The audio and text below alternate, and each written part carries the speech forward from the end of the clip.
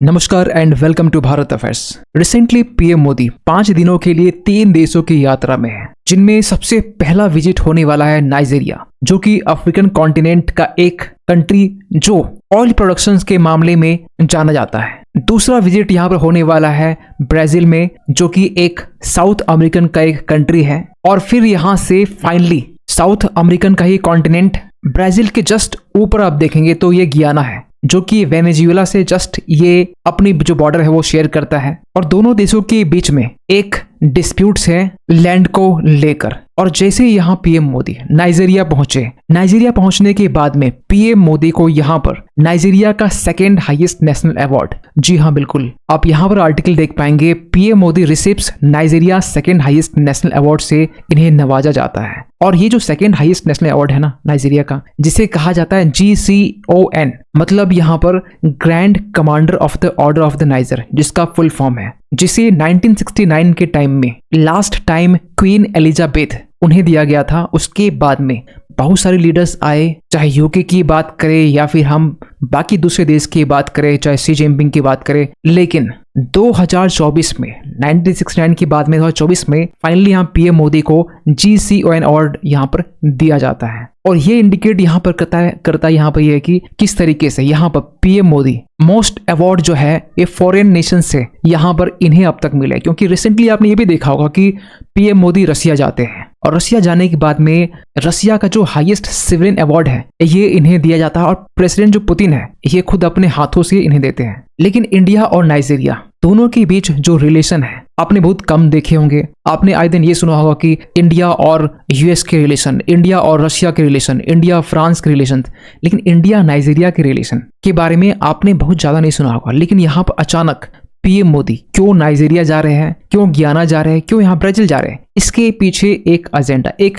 Reason है, जिसको लेकर हम आगे स्लाइड में बात करेंगे। लेकिन सबसे पहले आप एक छोटी सी क्लिप देखिए किस तरीके से पीएम मोदी नाइजीरिया में इंडिया को रिप्रेजेंट कर रहे हैं। सो फाइनली आपने ये देखा होगा कि यहाँ पर जैसे नाइजीरिया पहुंचते हैं, नाइजीरिया में जो इंडियन कम्युनिटी के जो लोग हैं, टोटल जो कम्युनिटी है ना, टोटल जो पॉपुलेशन नाइजीरिया में वो 22 करोड़ 23 करोड़ के समथिंग है। उनमें से कुछ इंडियन कम्युनिटी जो आज के टाइम में नाइजीरिया में रहती है वो भी वहां पर है। उनकी तरफ से एक वाइब्रेंट एक एंड वार्म वेलकम किया गया पीएम मोदी का, जिसकी जो इमेजेस है आपके सामने में है, कुछ 4 इमेजेस। और ये इमेजेस कल के डेट में इसे पोस्ट किया गया, जिन्हें 7.1 मिलियन लोग देखे हैं। और एक बड़ी कम्युनिटी, एक मराठी कम्युनिटी जो आज के टाइम में नाइजीरिया में रहती है, जिन्हें रिसेंटली यहाँ पर खासकर मराठी लैंग्वेज को एज ए क्लासिकल लैंग्वेज की लिस्ट में रखा गया नाइजीरिया के तरफ से। और इसको लेकर पीएम मोदी नाइजीरिया को यहाँ पर थैंक्स भी कहा है। लेकिन नाइजीरिया के बारे में अगर आपसे हम बात करें, जिसकी कैपिटल अबुजा, जो अटलांटिक ओशन से जिसकी बॉर्डर टच होती है,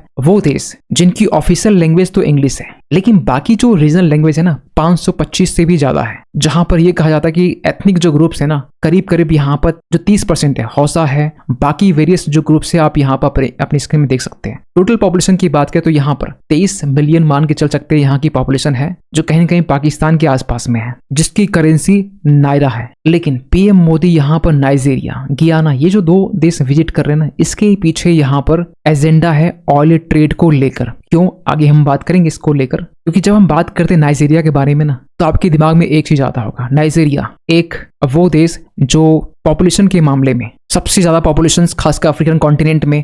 दूसरी बात यह है ऑयल प्रोडक्शन। ऑयल प्रोडक्शन के मामले में अगर हम अंगोला, ये जो देश है ना, अगर इसे हम साइड कर देना तो यहाँ पर नाइजीरिया ये लार्जेस्ट ऑयल प्रोड्यूसर यहाँ पर बन जाता है। क्योंकि अंगोला के बाद में second largest oil and gas producer जो है वो है अफ्रीका का नाइजीरिया देश, जिसकी इकोनॉमी जो है वो टिकी हुई है ऑयल प्रोडक्शन को लेकर। ऑयल प्रोडक्शन करते हैं, ये एक्सपोर्ट करते हैं, और इससे जो रेवेन्यू आता है यहाँ से नाइजीरिया जो देश है और वो रन होती है। और ये आज के टाइम में ना 37 बिलियन बैरल इनके पास में ऑयल रिजर्व्स है। अगर हम पूरे चार्ट की बात करें ना, तो आज के टाइम में ना टॉप 10 ग्लोबली जो total proven crude oil reserves किन के पास में है, तो वेनेजुएला जो कि 303 बिलियन बैरल्स के साथ में ये नंबर 1 में है। सऊदी अरेबिया फिर है, ईरान है, Iraq, UAE, Kuwait, Russia, USA, Libya, और फाइनली टॉप 10 में, लास्ट में 10 में नाइजीरिया है 37 बिलियन डॉलर बैरल के साथ में। लेकिन फिर एक सवाल उठता है कि वेनेजुएला जो कि सबसे ज्यादा ऑयल रिजर्व्स यहाँ पर है, इनके साथ में इंडिया ट्रेड क्यों नहीं करता ऑयल को लेकर।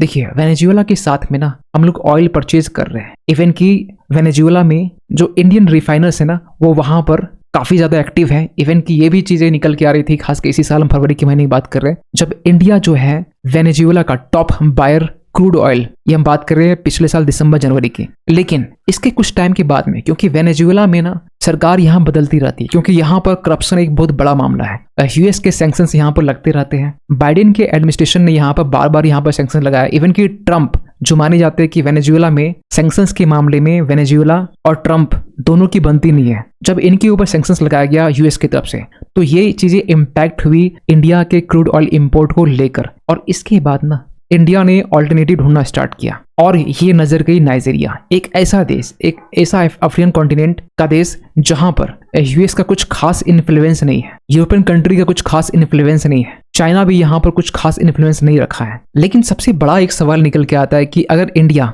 नाइजीरिया से ऑयल परचेज करता है, क्रूड ऑयल परचेज करता है, तो डेफिनेटली यहाँ बात है कि हम लोग डॉलर में ही करेंगे। लेकिन डॉलर को लेकर रिसेंटली एक बात निकल के आ रही थी कि 8 नवंबर तक में यहाँ पर हमारे पास में फॉरेक्स रिजर्व जो है वो 6.4 बिलियन घटकर 675.65 बिलियन तक रह गई है, जो कि एक नेगेटिव बात है। इसके बावजूद भी इंडिया वैसे 4th largest holder of foreign exchange reserves में आता है। और अगर हम लोग ऑयल परचेज करते हैं नाइजीरिया से, तो जाहिर सी बात है यहाँ पर हम लोग डॉलर में ही करेंगे। और इसके लिए इंडिया जरूर यहाँ चाहे कि एक ऑल्टरनेटिव होना चाहिए। वो ऑल्टरनेटिव क्या हो सकता है? जिस तरीके से हमने रशिया के साथ में बहुत सारे गुड्स हो, चाहे फिर ऑयल हो, इसको लेकर हमने रुपीस में ही डील हमने साइन की है कि रुपये में ही ट्रेड किया जाएगा। इसके बावजूद भी कहीं न कहीं एक चीज देखी जाती है कि हम लोग रशिया के साथ में ट्रेड डेफिसिट में ही रहते हैं। इवन कि रशिया के अलावा बहुत सारे और भी देश हैं, जैसे फॉर एग्जांपल कि यूएई, सऊदी अरबिया, ऐसे देश थे जिनके साथ में हम लोग लोकल करेंसी के साथ में ट्रेड कर सकते हैं। श्रीलंका भी है, लेकिन नाइजीरिया के साथ में ऐसे कोई भी डील नहीं हुई है। लेकिन आपको बता दें कि रिसेंट की बात है जब इंडिया और नाइजीरिया के बीच में इकोनॉमिक टाइज को इनहेंस करने के लिए लोकल करेंसी सेटलमेंट को लेकर बातचीत हुई है, जिसमें इंडिया नाइजीरिया के बीच में लोकल करेंसी से ट्रेड हो पाएगा, यूपीआई के जरिए, यूनिफाइड पेमेंट इंटरफेस के जरिए ट्रेड हो पाएगा। ये चीजें मुमकिन हो सका है। और इसके बदले में नाइजीरिया ने यह कहा कि ब्रिक्स जो कि 2024 में रिसेंटली कंडक्ट हुआ, इसमें आप मेरी एंट्री करवा देना। और यहाँ पर आप देख पाएंगे Nigeria has officially joined the BRICS bloc as a partner country. और इसके साथ 12 अदर नेशंस और भी थे। वैसे कुछ नेशंस तो यहाँ पर पेंडिंग है मेंबरशिप को लेकर, लेकिन हाँ बहुत सारे नेशन ऐसे हैं जो कि ब्रिक्स इस बार को ज्वाइन किए हैं। और ऐसी बात नहीं कि हमारी जो करेंसी है और नाइजीरिया की जो नायरा करेंसी है इसमें काफी ज्यादा डिफरेंस है, या फिर नायरा जो करेंसी काफी मजबूत है। आप देख पाएंगे कि 1 रुपया जो है वो लगभग 19.75 जो नायरा करेंसी है ना, इसके बराबर है। और पीएम मोदी की इस विजिट में यहाँ पर हाई प्रायोरिटी में रखा गया है खासकर स्ट्रेटेजिक पार्टनरशिप इंडिया नाइजीरिया के बीच, और उसके अलावा डिफेंस और एनर्जी सेक्टर को लेकर। क्योंकि अगर हम डिफेंस की बात करें ना, तो इंडिया और नाइजीरिया के बीच में एक मिलिट्री डील साइन हुई थी। आज से हम लगभग 1 साल पहले की बात करें, पिछले साल सितंबर 2023 की बात करें, जब $1 बिलियन की एक मिलिट्री डील साइन की गई थी नाइजीरिया और इंडिया के बीच में, जिनमें से ये कहा गया था कि इंडिया अपनी जो LCA तेजस है, जो प्रचंड है, ये जो डिफेंस इक्विपमेंट है, ये नाइजीरिया को देगा। क्योंकि आपने रिसेंटली ये भी नोटिस किया होगा कि इंडिया का जो डिफेंस एक्सपोर्ट है ये बढ़ा है लास्ट ईयर, और इसके लास्ट ईयर कंपेरिजन में देखें तो इंडिया का जो डिफेंस एक्सपोर्ट है अब तक हम लोग जो ग्राफ है वो कुछ ऐसे दिखाई दे रहा है। और इसमें नाइजीरिया जो है एक इंपॉर्टेंट रोल प्ले कर सकता है, खासकर इंडिया और नाइजीरिया के बीच में मिलिट्री डील को लेकर। और क्योंकि नाइजीरिया जो है एक ग्लोबल साउथ का नेशन है, ग्लोबल साउथ की जो हम बात करते हैं, मतलब कि इक्वेटोरियल लाइन के जो नीचे वाला जो देश है ना, वो ग्लोबल साउथ है। और इंडिया एक लंबे टाइम से ग्लोबल साउथ की आवाज बन के रहा है, ग्लोबल साउथ के इंटरेस्ट में बात करता रहा है, चाहे यूएनएससी में सिक्योरिटी काउंसिल की बात हो, या फिर फाइनेंशियल एड की बात हो, या फिर किसी बड़े ग्रुप्स में मेंबरशिप की बात हो। इंडिया हमेशा नाइजीरिया या फिर बाकी सारे जो ग्लोबल साउथ के नेशन उनके बारे में, उनके हक के बारे में बात करता है। इवन कि रिसेंटली G20 में आपने देखा होगा कि साउथ अफ्रीका जो एक अफ्रीकन कॉन्टिनेंट का एक देश है, इनके मेंबरशिप्स को लेकर इंडिया ने अपना सपोर्ट दिखाया। इसी तरीके से यहाँ पर ब्रिक्स में नाइजीरिया के मेंबरशिप्स को लेकर इंडिया ने अपना सपोर्ट रखा। और अब यहाँ पर इंडिया और नाइजीरिया के बीच में जो ऑयल को लेकर जो ट्रेड होने वाला, डिफेंस को लेकर जो ट्रेड होने वाला, इवन कि जब ये वीडियो रिकॉर्ड हो रही है तो इस टाइम में यहाँ पर पीएम मोदी ब्राजील और गियाना दोनों देश में सफर कर चुके रहेंगे। और इनके बीच में भी यहाँ पर ना ऑयल को लेकर ही ज्यादा फोकस किया जाएगा, इसके अलावा डिफेंस टाइज को लेकर। खैर, आप क्या सोचते हैं पूरी इस अपडेट को लेकर कमेंट कीजिएगा। और फाइनली एक क्वेश्चन पूछना चाहूंगा आपसे। क्वेश्चन ये है कि हाल ही में यहाँ पर सूबी नागा ट्राइब्स ये न्यूज में था। आपको बताना ये है कि ये प्रीडोमिनेंटली किस स्टेट में ये पाए जाते हैं। आपके पास में ऑप्शन है आसाम, नागालैंड, मणिपुर या फिर मिजोरम। सही आंसर कीजिएगा कमेंट सेक्शन पे। मिलते किसी अगली वीडियो में, तब तक के लिए थैंक यू सो मच।